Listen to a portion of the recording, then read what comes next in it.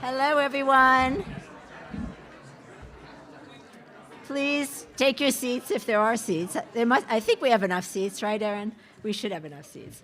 Anyhow, good evening, everyone. I'm so happy you're here. I'm Beth Carver-Weiss, president of the board of the American Friends of Attingham, and it's my honor to welcome you to the 2023 annual fall lecture. And I'd like to begin by offering a special thanks to our very generous sponsors, whose names are now on the screen. This has been a banner year for sponsors. I think we have a completely full dining room for dinner with the speaker afterwards. Pardon me. But I just have to say it's thanks to you that we are able to have this wonderful benefit event every year. So thank you very much. And of course, many thanks to all of the ticket holders, both those in the room and those who are joining us online. We very much value your participation and support. Thank you. We are delighted to be meeting once again at the Explorers Club, which since 1904 has promoted worldwide exploration of land, sea, air, and space. It's an amazing club. Do take a look around if you haven't had a chance. And although the outstanding programs offered each year by the Attingham Trust cannot claim quite as broad a mission, the Explorers Club has always seemed to me to be an excellent venue for our own educational journeys. We are indebted to Will Roseman. Is Will here? I don't know. And who's executive director of the Explorers Club, and to his very accommodating staff for allowing us to use these premises once again.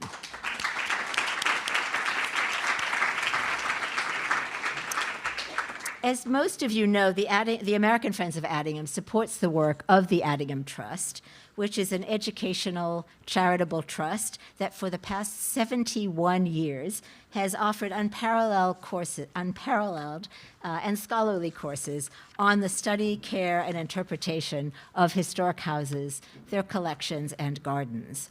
And I am pleased to announce that applications for the 2024 courses are now open. Slide, please. What's happened to my next slide? They're coming. And so in addition to the flagship summer school, we've lost the dates. Oh, well. I can tell you the dates. The flagship summer school will run from June 29th to July 14th and is, as always, co-directed by David Adshead and Tessa Wild. We have the Royal Collection Studies program, which is an amazing program. It's based near Windsor and will be directed by Attingham's executive director, Helen Jacobson. That runs from September 1 to 10, 2024.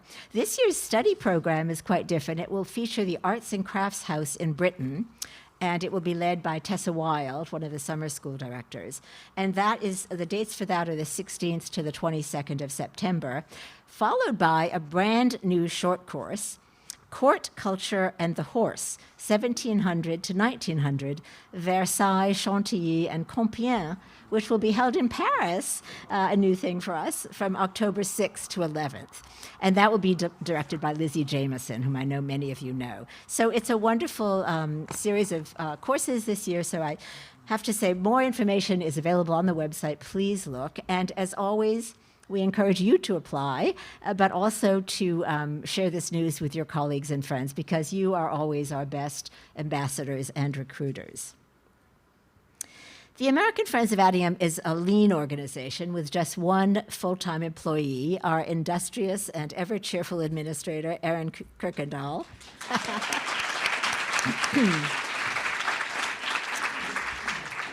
Erin and I work closely with the AFA's all-volunteer board of directors, which is truly an exceptional group of dedicated professionals who are all alumni of the programs.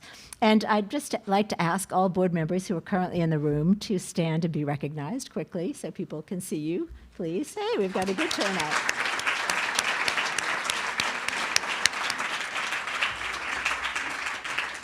I would also like to call up for a moment a special recently retired, I guess, is that what you say, who just rotated off the board after 2 full 3-year terms, George McNeely. George, please. As many of you know, George is an architectural historian, lecturer, writer, and charity auctioneer. That's what your bio says. He served on our board as head of our Alumni Engagement Committee, and honestly, I can think of few people who are as appropriate to that job. So I would like to present you from the board with a small token of thanks. And, of course.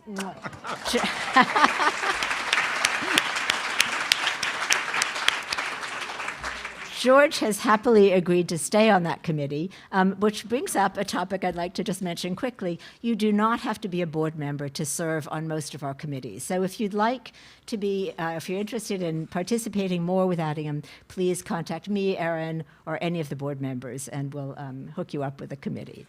And I'd finally like to extend my special personal thanks to Anne Kenny Urban, who is chair of the annual Fall Lecture Committee, and who, with her energetic team, helped Erin and me bring this program together today. So thank you very much, Anne.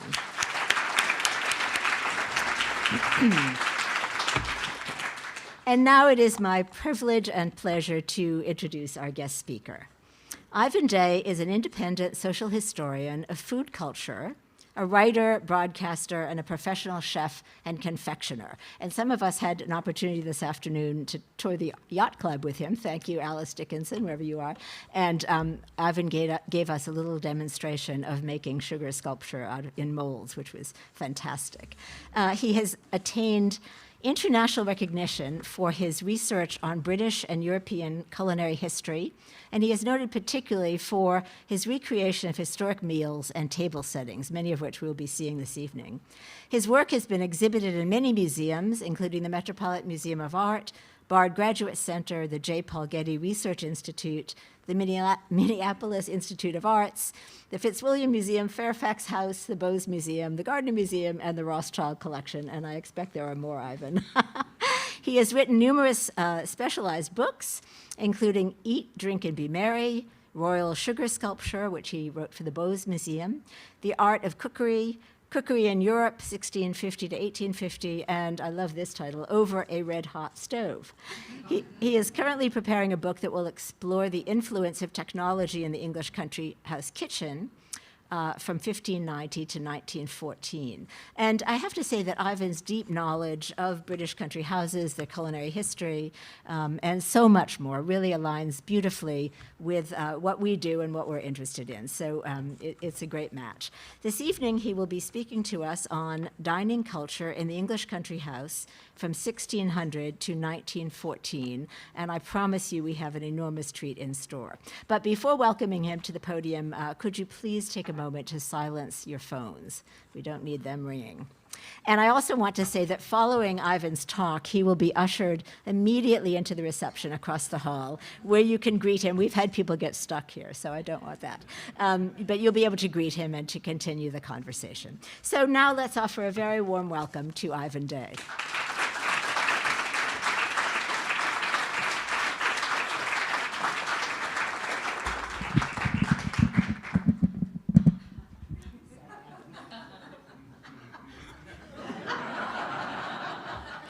Well, thank you very much, Beth, and Anne and Erin, for your really warm welcome. So I'm just very comfortable being here. First of all, I'd like to make some slight amendments to the title or some explanations. I've given you the dates from 1600 to 1914, which are really quite artificial. The reason I chose 1600 is I live in a house that was built in 1600. And this is my kitchen. But it doesn't look anything like it did in 1600 because the kitchen is always the place that gets modernized first. So it's been through about 4 different incarnations since that time. And what you're looking at there basically is a kind of Victorian space.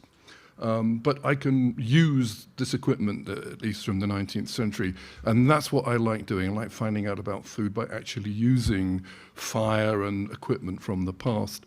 The 1914 one, again, is not really artificial. I think it's a good date to choose because the 19th century ended, I think, not in 1900 or 1901, but in 1914 for all sorts of cultural reasons. And I will explore the tail end of food culture up to about that particular point. So this is my kitchen. You'll notice that up on there are various pieces of equipment which I'll explain a little bit later on. I'm going to talk about kitchens, but I want to start off really by talking about the venue for dining. And in many of the great houses in England and Scotland, because I'm going to be talking about some Scottish places as well, this is a very grand manor house. Some of you might know it. It's in Lincolnshire, and it's Gainsborough Old Hall. And it is one of the best surviving 15th century manor houses that we have in the whole country. You're looking at this wonderful window here, illuminates the Lord up on a dais, so he's got a good light, so he can actually see what he's eating, whereas the lesser mortals have got these higher windows. So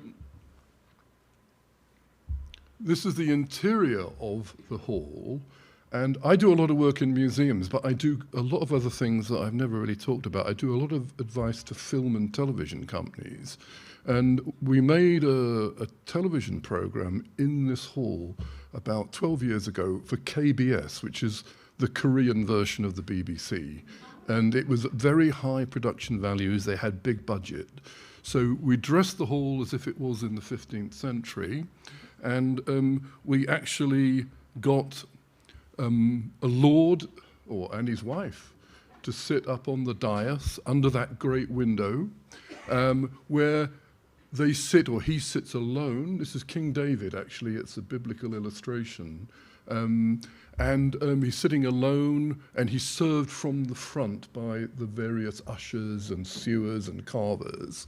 And so I got a group of people, some actors and one or two reenactors, to get involved in that. And the kind of food that he would have sat down to was something like this. This is a table I did about 3 or 4 years ago at the Fitzwilliam Museum. It's actually a continental. It's based on a Jan Bruegel painting. The one that it's an allegory of taste. It's in the Prado, and he got Peter Paul Rubens to do the figures because he wasn't very good at figures, but he was good at swans and peacocks and lovely pies and those wonderful curly bits of lemon. But this is the sort of food that would be presented at a royal coronation feast in the 15th century.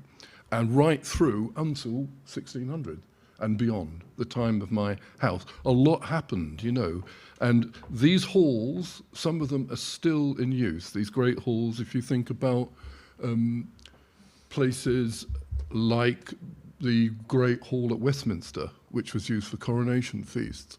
So what you have here, these are actors, and we tried to show how the servitors would actually genuflect, and the status of the diner was all important. They would walk backwards from the table.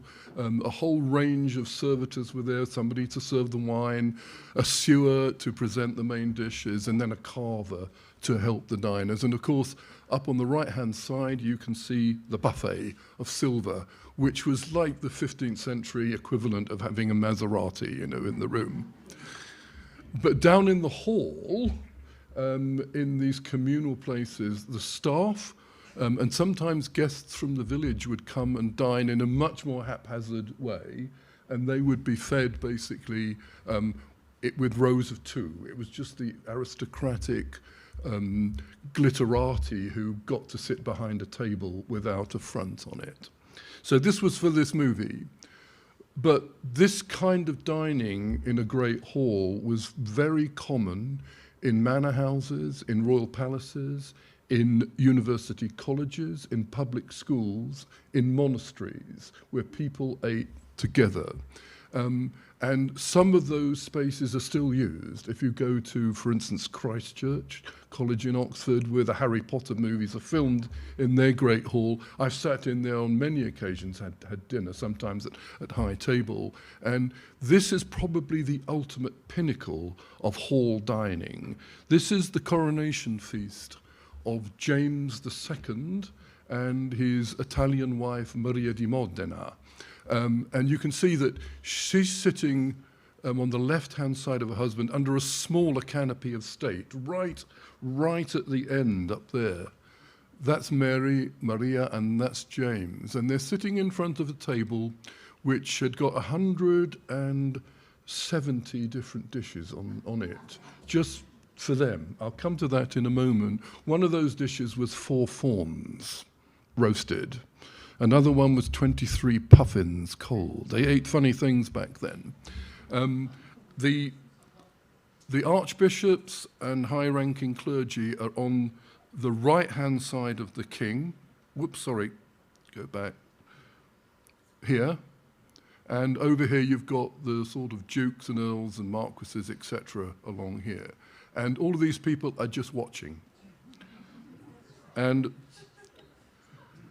the table is set with an incredible variety of cooked foods, all of which, most of it was cooked outside in the yard in a kind of camp kitchen.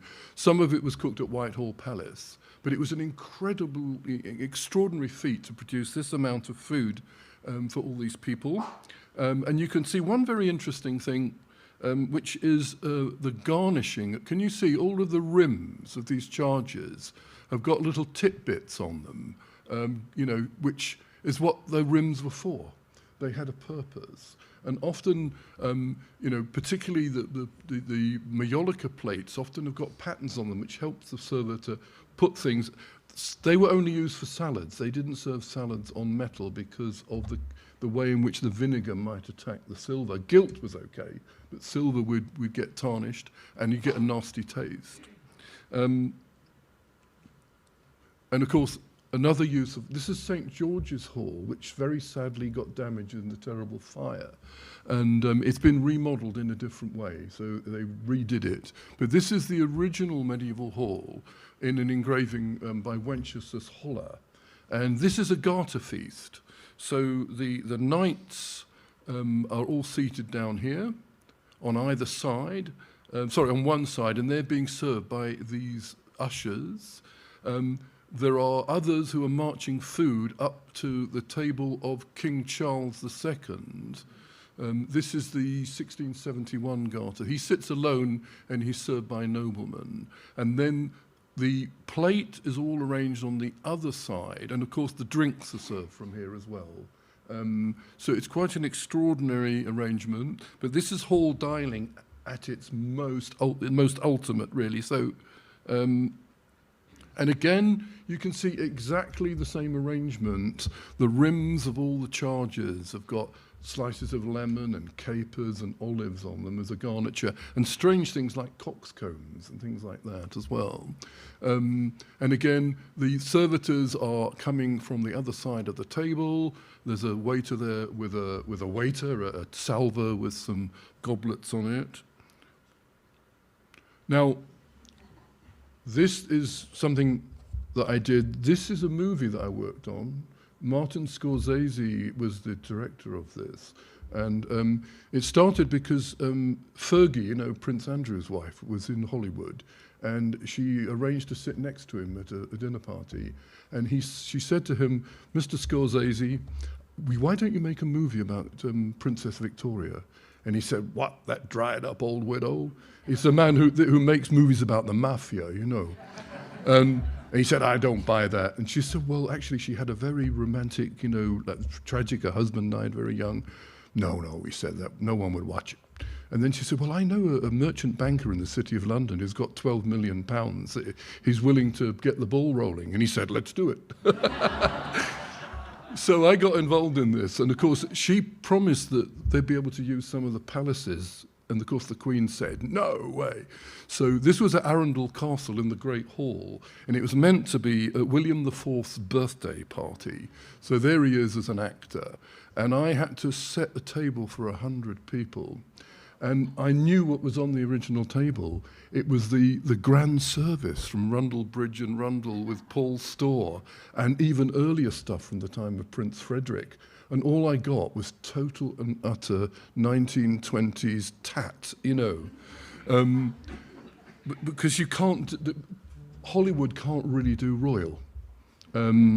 So, for instance, to enlighten you to what was really on that table, You know, for instance, this is Nicholas Sprimont's wonderful centerpiece with Neptune, thinking about the New York Yacht Club earlier on, and these extraordinary salts which he did at Chelsea also in porcelain. They were on that table, not all this antique kind of rubbish from the late Victorian and 1920s that they gave me. So sometimes it's not very satisfactory, but on the subject, because that was William IV's birthday party in which he had an argument with the Duchess of Kent. Did you see the movie with Emily Blunt? Okay. If I have time, I'll tell you a great story afterwards. But again, these halls, and this is really this is a Renaissance hall, which at Hatfield, 16th century hall, with a gallery above it. And this shows another use of it. This was a ball supper. This is an amazing watercolour. It was painted by one of the ladies in waiting who attended it. And Queen Victoria is actually with Prince Albert sitting at this little round table, and all the other guests have got to get their food standing up, and they're helping. And there's extraordinary things. There's a pie, and it says V and A on it, Victoria and Albert. Nothing to do with the museum, but with them. And this is a mysterious thing. There's actually a sugar paste church there as well. So there you have a use of the hall as and it varied its use, but they were still in use, and some of them still are. It's like my, 17th century kitchen is still in use, but it has changed over the years.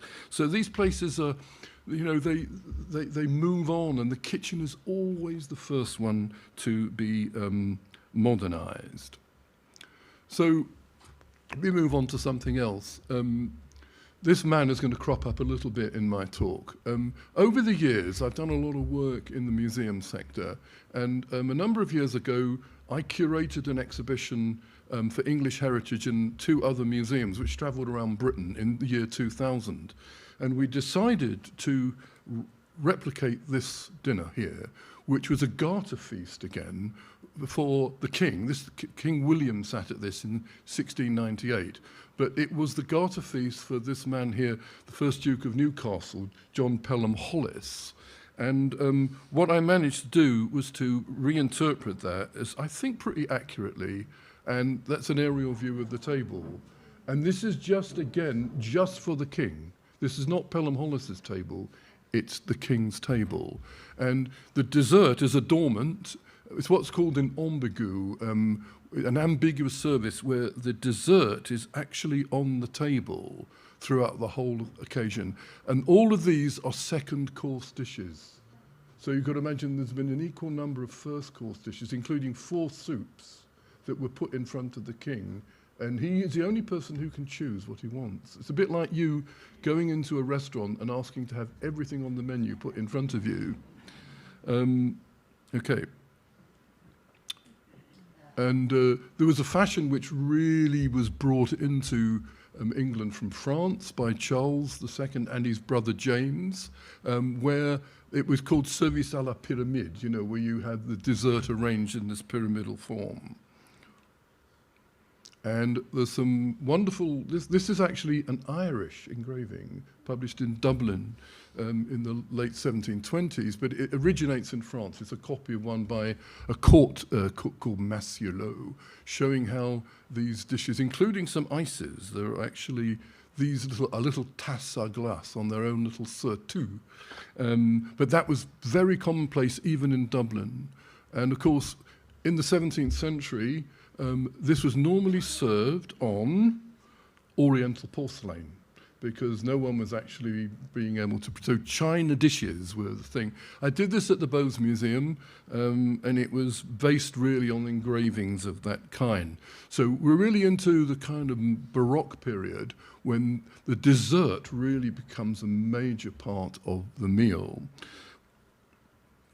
And a lot of the confectioners in the big cities, particularly in London, are actually able to furnish desserts like this. At the top there, you can see another variation. You've got the little pyramids of sweeties and fruit, but also pyramids of salvers, which have got jellies and syllabub glasses on them, you know. And you've got salvers and then pyramids within pyramids within pyramids. And this was such a fashionable thing, lasting well into the 18th century.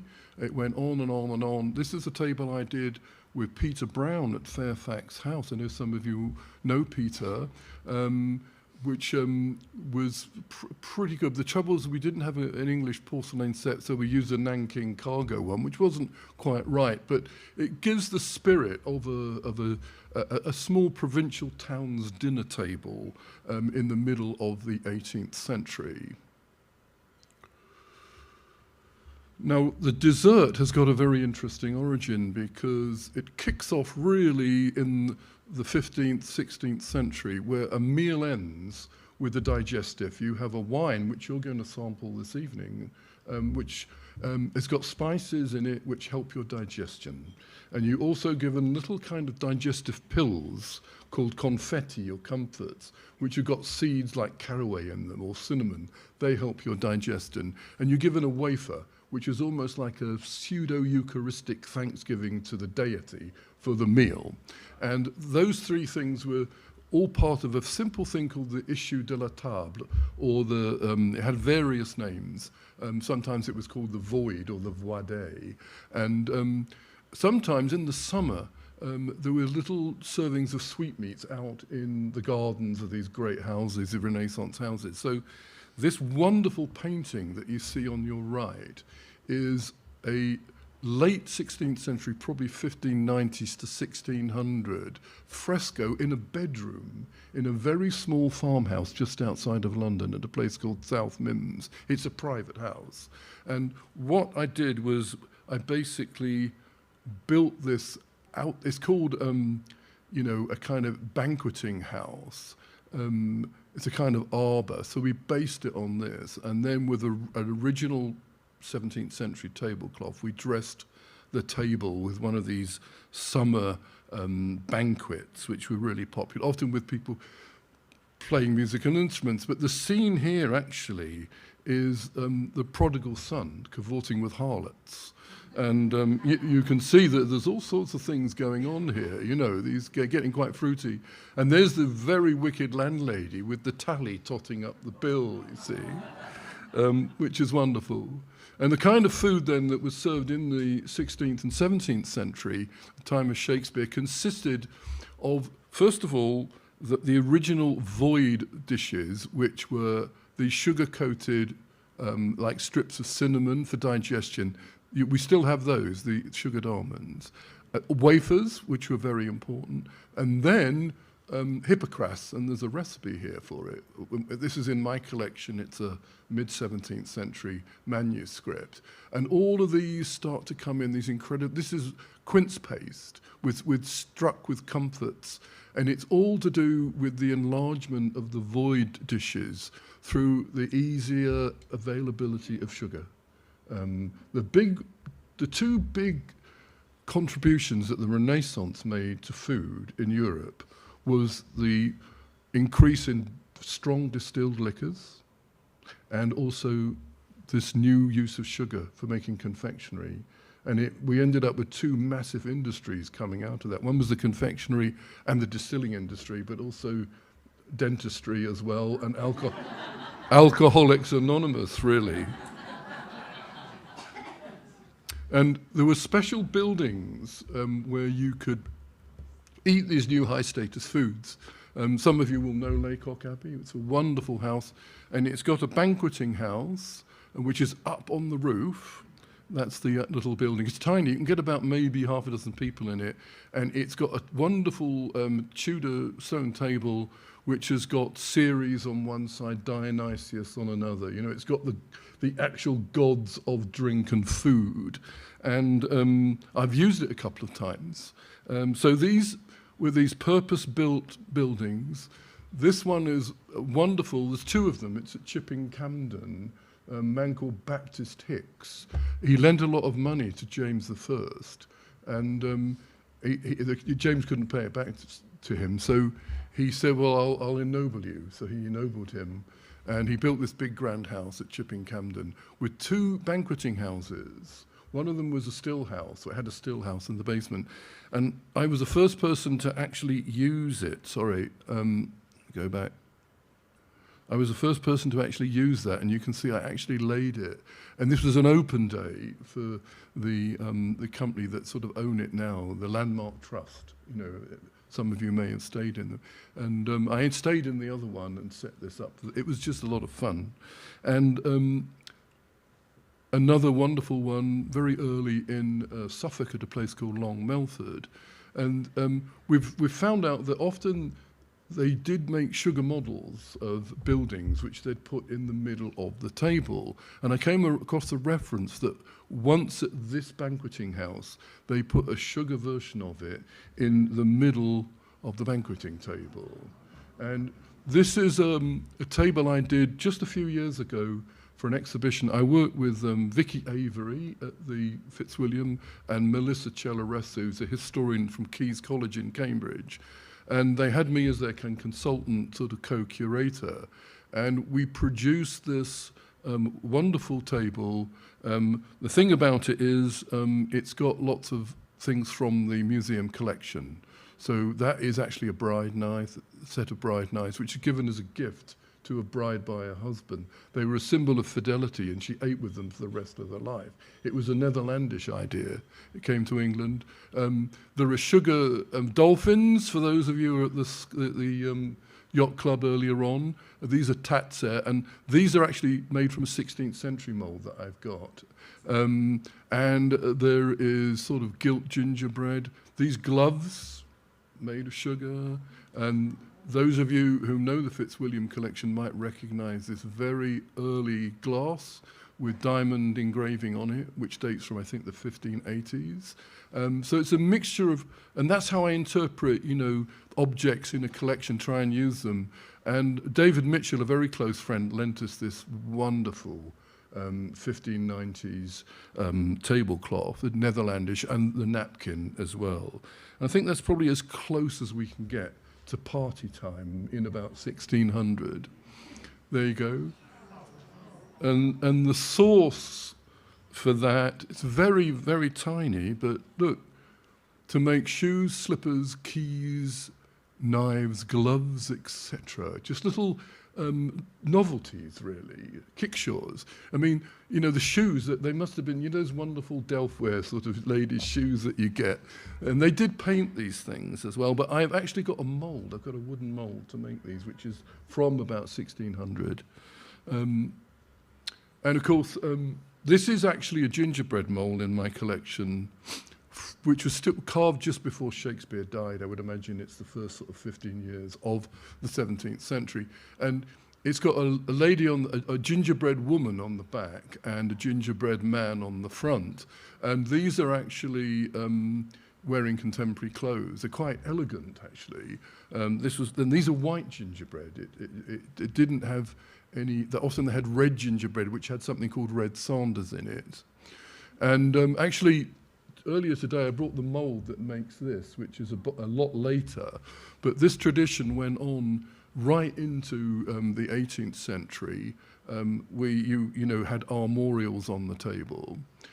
Some years ago, I worked at this wonderful John Vanbrugh Belvedere. It's a banqueting house from the early 18th century. The tradition went right on, and they became kind of summer pavilions where sometimes they were built above a croquet lawn or a bowling pitch, so that people could consort in them. They had them in Europe as well. They were called sort of Lusthaus, was the normal name.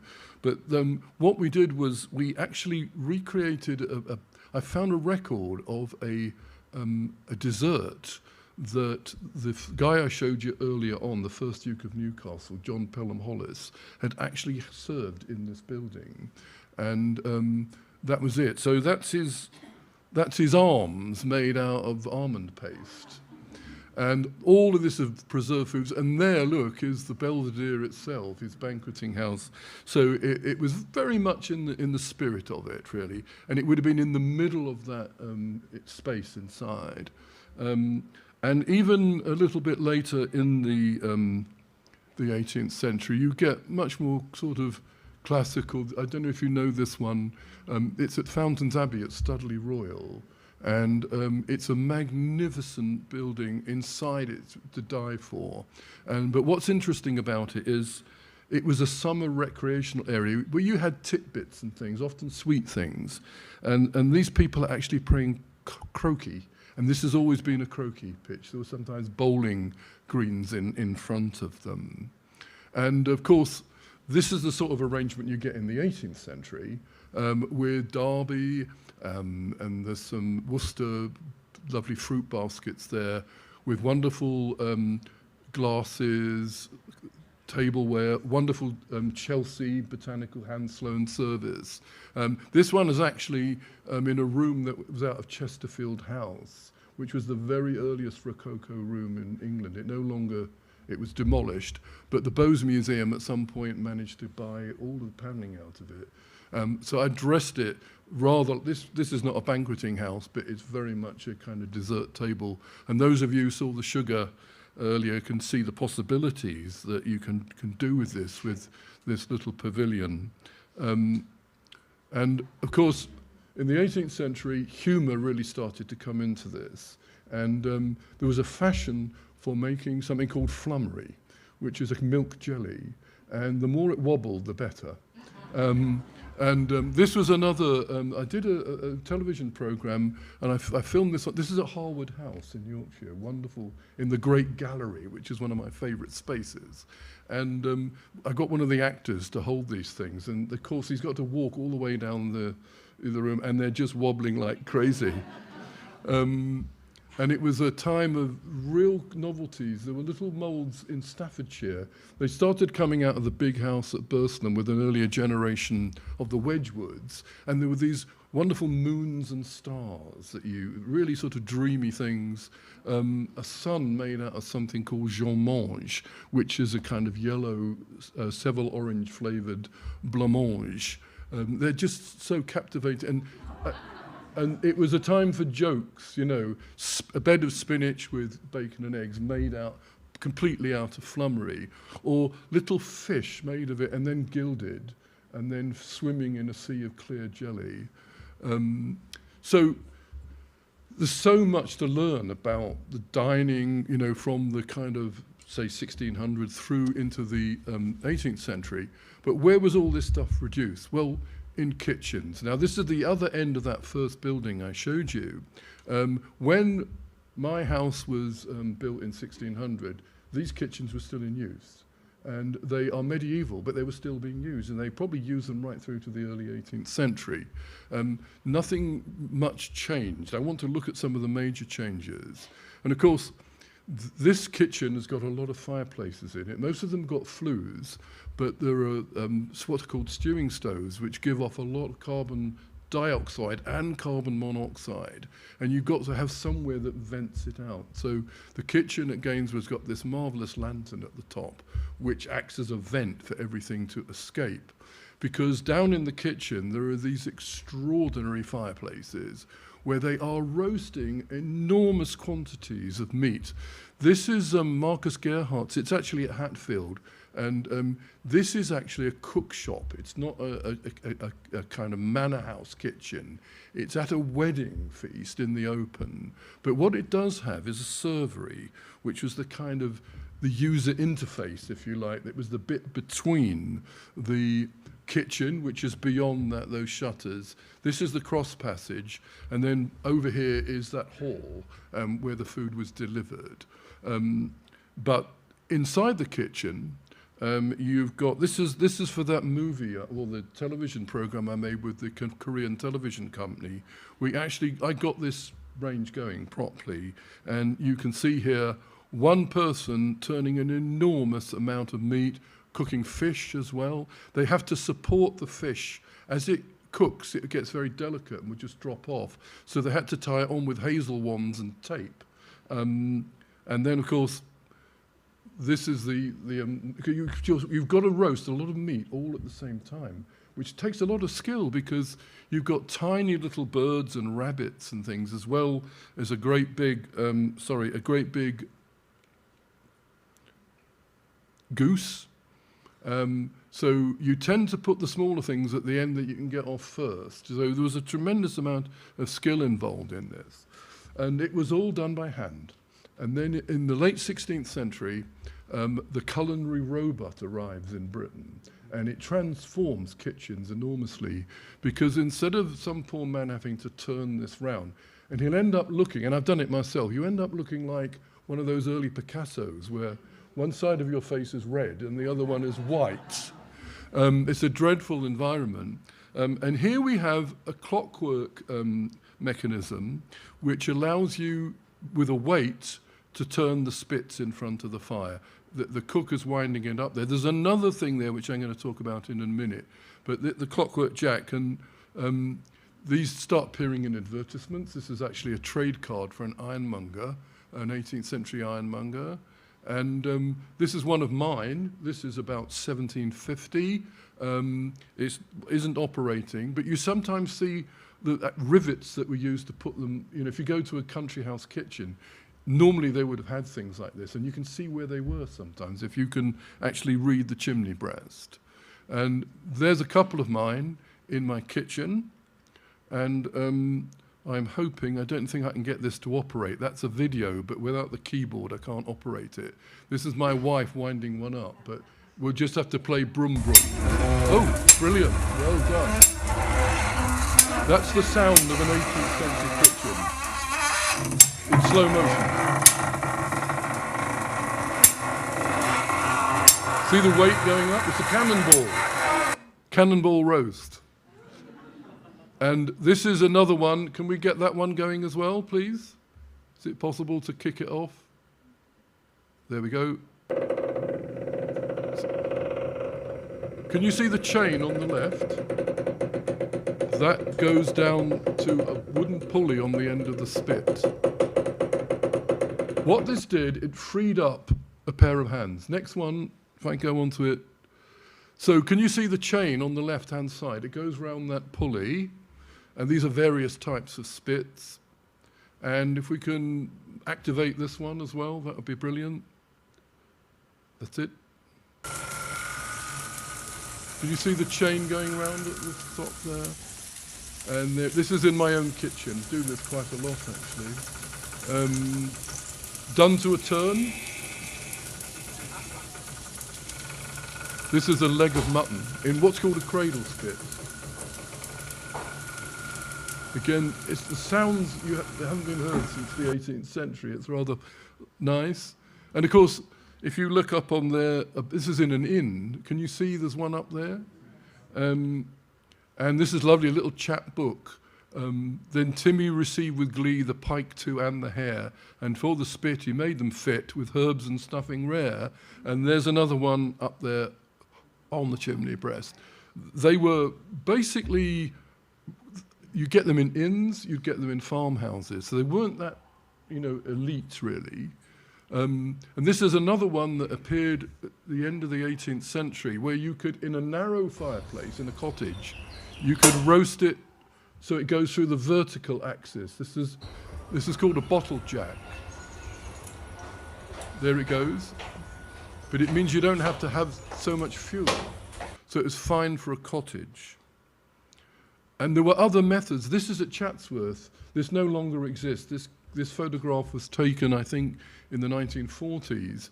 This was operated by a water wheel. How many of you have been to Chatsworth? It's got the wonderful cascade coming down off the hill. And up there's a pond, which is called the Jack Pond. These mechanisms were called jacks, or spit jacks. And the water ran down and went into a pipe that went over onto the roof of the house, and then straight down into the kitchen, where it turned a water wheel. And the mechanism above there means you can hang things from the vertical axis as well as do them on the big spit on the horizontal axis. And the wheel still survives, but this is one in a house in Scotland, Tuqueer House. There is the type of water wheel that was actually used to turn the spits. Now, these mechanisms had a huge effect on the way in which the kitchen was used.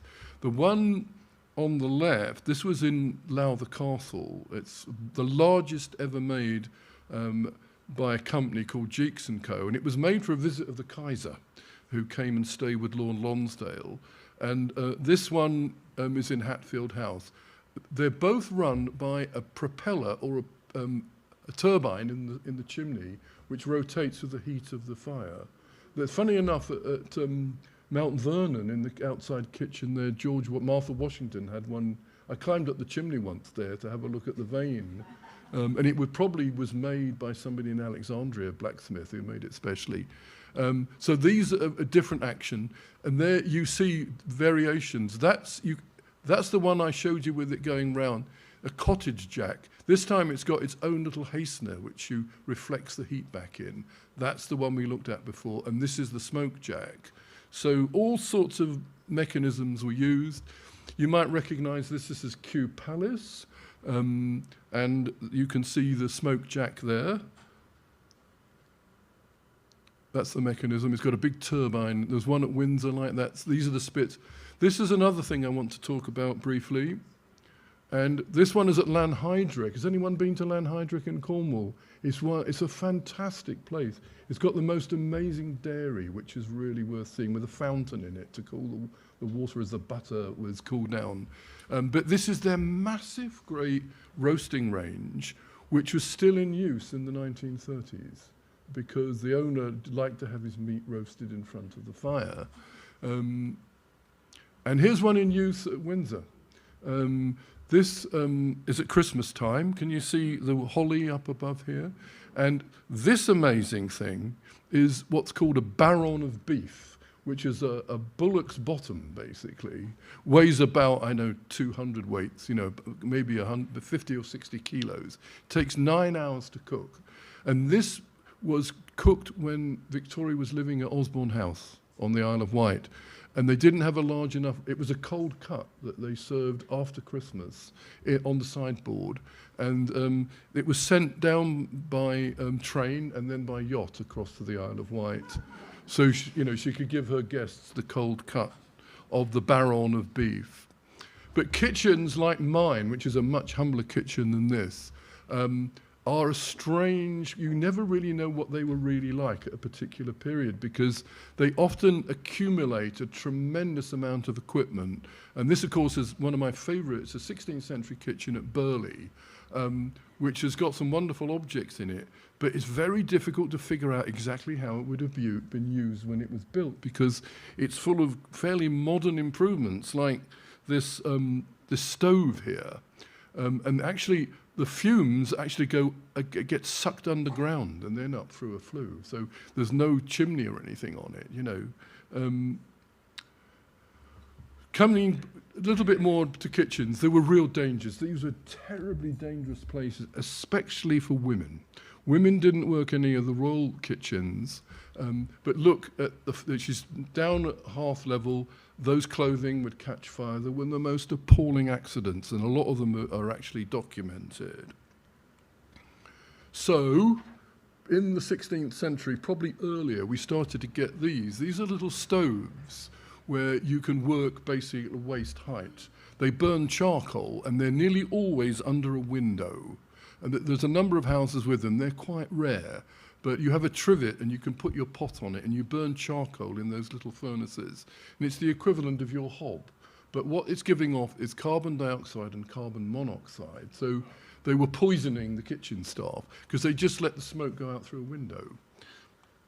And, you can see behind, this is the Duke of Newcastle again, with his French chef, Clouet. Can you see the roasting range here? With the jack, rather like the one I showed you earlier in my house. And there's the stewing stove at the back.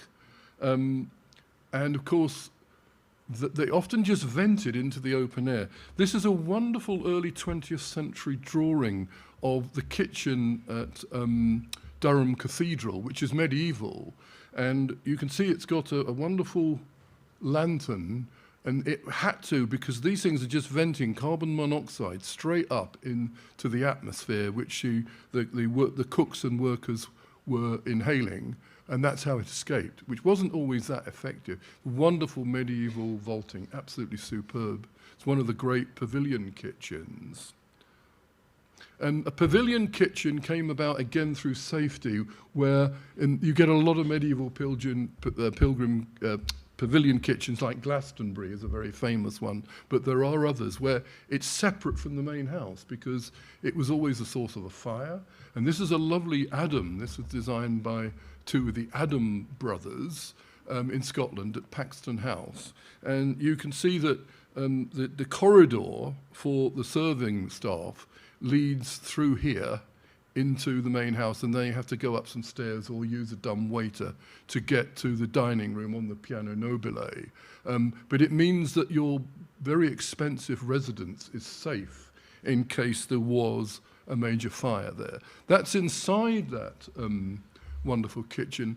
Some years ago, with my friend Peter Breers, who some of you I'm sure have met through Attingham, we got this going, and we used the charcoal stoves. You can see and we cooked a whole load of stuff, including kippered salmon, which was caught out of the River Tweed, which is just down the bottom of the valley.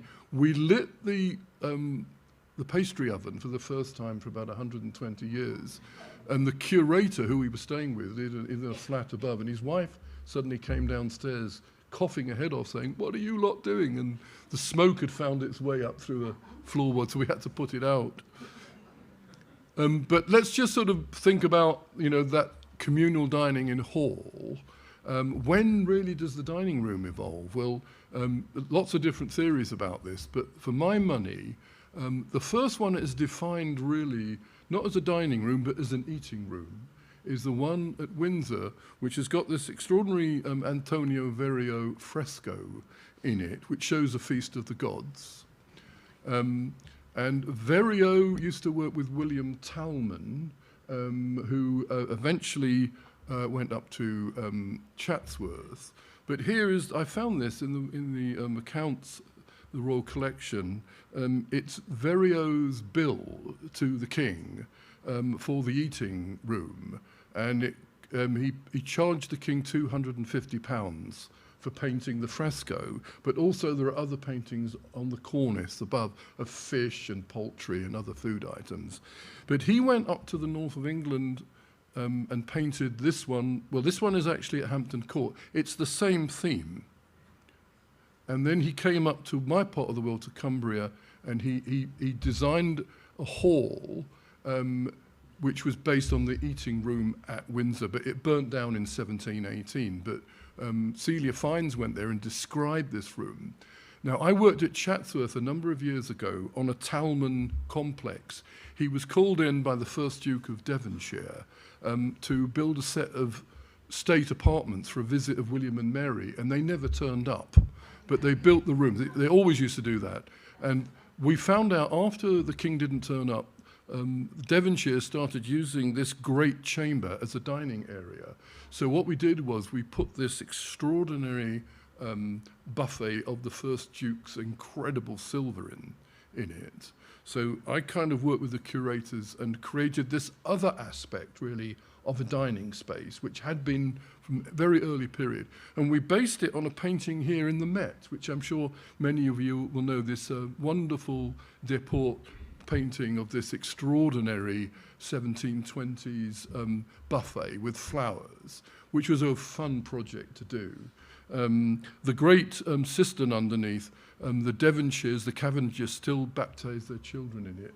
Not in wine, but in holy water, So, but the dining room as we understand it in the 18th century, suddenly, I think, William Kent has got an enormous amount to do with it. I don't know if you know Rainham Hall at all. He started to use the idea of a triumphal arch as a place to separate where the wine and service took place from the space where the guests ate. And a little bit later, he did the same thing at Houghton. And so can you see, if you look through there, you can see there's a cistern and a buffet for the drinks and another serving area here. So it kind of removed the servants, if you like, from the dining space. And that became really very important feature of 18th century dining spaces. This is one of my favourite images of an 18th century dining space because it was drawn by a Dutchman who went to Falmouth in the 1770s, and it's a very rare drawing by a foreigner of an English dinner with the main two courses. The main two courses here, even with napkins with names on them, and then the dessert at the end. And it's got some really interesting details, including the kind of things that the ladies wore on their shoes outside in the muddy streets. And with that in mind, I created this, not in England, but here in the States, in Rienzi in Houston, because they'd purchased some very important Huguenot silver. So we dressed this room as an English dinner, actually from a table plan from the period, with wonderful crypts, candlesticks, I think there's some de Lamry salts, if I go back to that. It was just a showcase for showing off some important Huguenot silver. Another time, I used to do a lot of stuff at Fairfax House in York with Peter Brown. This is another crypt cypan that you can see there with confectionery in it. This is really an early 19th century table. Most of the stuff on it, like these rinses, the Verrier, are actually sort of early 19th century glass. And we wanted to sort of show how service à la française, where all the food is sort of brought in, and it starts off with these different tureens on the table. And this is based on a watercolour from 1830 by a lady called Mary Allen Best, using this mason's ironstone service. And then you get little eccentric things, like there was a meal known as a ball supper. And this is a bill for the ingredients of a ball supper, or two dishes that were served at Christmas time at this house in Northumberland at Seaton Delaval, which belonged to the Countess of Tyrconnell. There she is. And they make these vast pies, which have got lots of poultry in them. And they were traditional at Christmas in the north of England. This is at Chawton, which was the house that belonged to Jane Austen's brother. Again, I did this for a television program, and I worked with Christopher Hartop and Juliet, some of you know her, and we've got all this wonderful silver, because I wouldn't use the props that the television company had. Said, no way, we're going to do the real thing. And again, another typical kind of 18th century service à la française meal. So my main interest is the early modern period into the 18th century. I've done quite a lot of stuff 19th century and even early 20th century, but I rarely get to do it. But this is an example of a house very close to me which belongs to some friends of mine, Lord Inglewood, Richard and Cressida Vane. And they've got this rather nice ormolu surtout, and I've used it a number of times.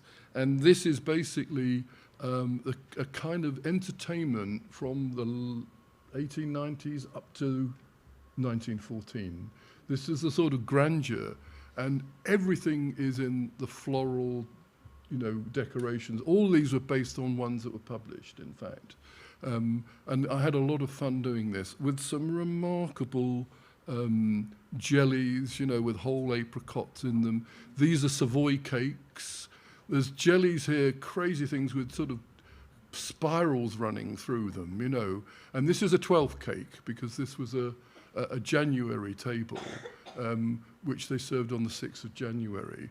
And those of you who came to the sugar thing, you can see some ornaments like those swags and drops, like some of those that I made earlier on.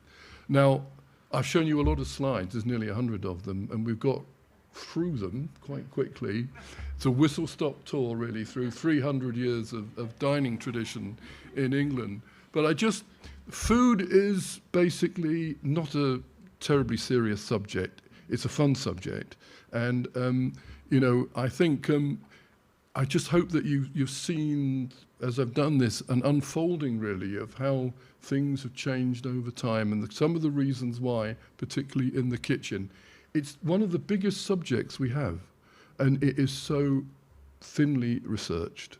And my role over the last 40 years has been to try and encourage young curators to look at this side of things.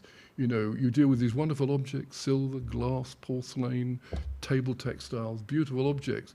But please, you know, you've got to remember what they really were for. And the food actually very briefly took center stage. And that's why I do this. So I'm probably finishing maybe prematurely, but it will give us some time for any questions, really. So thank you very much.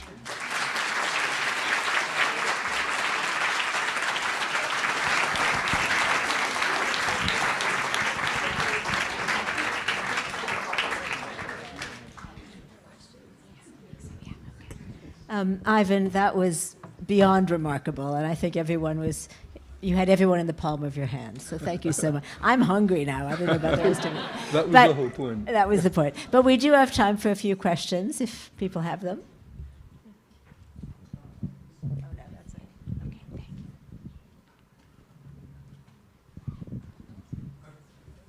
you. Not to get too far in the weeds, but who did the cooking, or the preparation? I mean, obviously you did it. Yeah, I did it. I did. You did it all? All, yeah. Oh, okay. Yeah, all of it. Yeah. With a little bit of help sometimes, you know. I've got a little team of pixies and gnomes who help me, you know.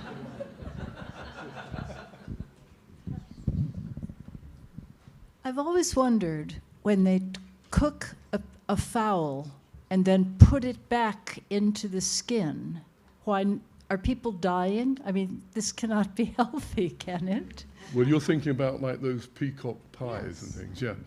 Well, they were produced all over Europe, and it was, you know, the great sort of French silver tureens that start to appear at the beginning of the 18th century. People like Thomas Germain, you know, these great French silversmiths. What they're doing often on the top of the tureen lid is an expression of what might be inside it. You get crayfish and partridges and even vegetables and artichokes.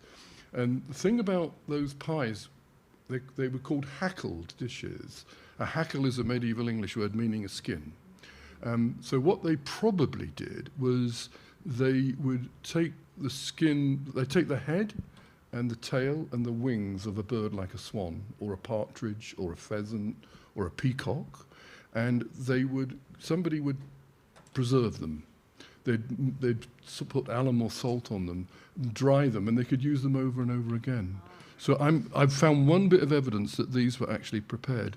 So, you know, the maitre d' would come into the kitchen and he'd say, right, table 3, swan pie, and they'd go up and there'd be a swan, they'd stick it in the pie, and they'd rush out with it, knowing that it was a form of, it just explained to the diners what was in it.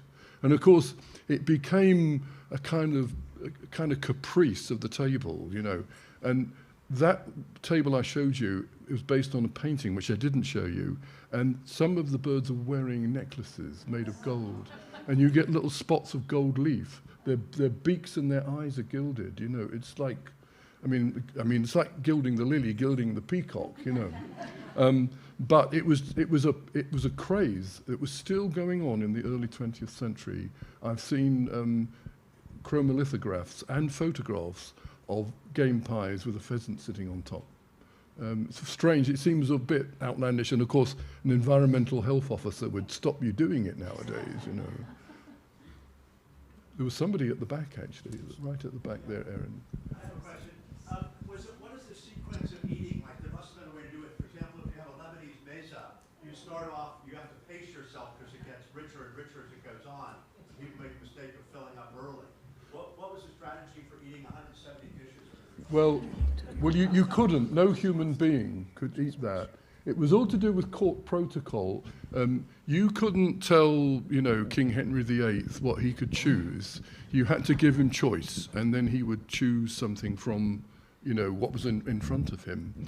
And you usually started off, the tradition in Europe was with a soup or a stew, thus the tureen. The tureens weren't just for soup. They're very late. They don't have them in the early period. We're not quite sure how they served liquid foods.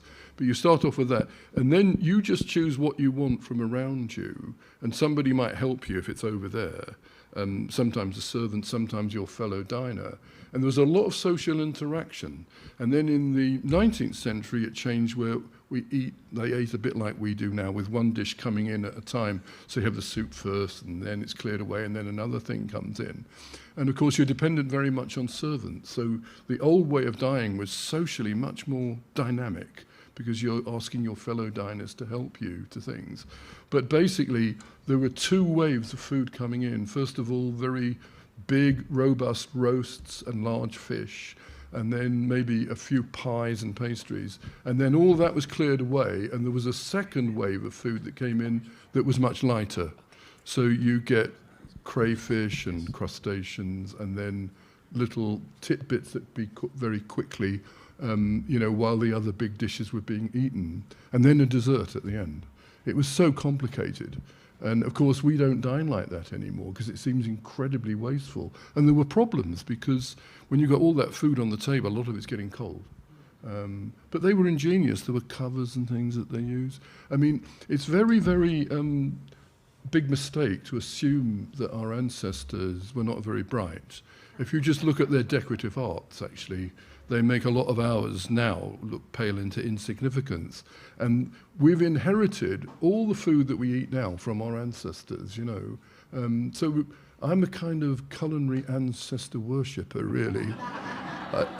As a lot of you curators are, decorative arts ancestor worshippers, I've got a lot of respect for these people. Maybe I should end it there, yes. I think that is a wonderful place to end. Thank you so much, Ivan.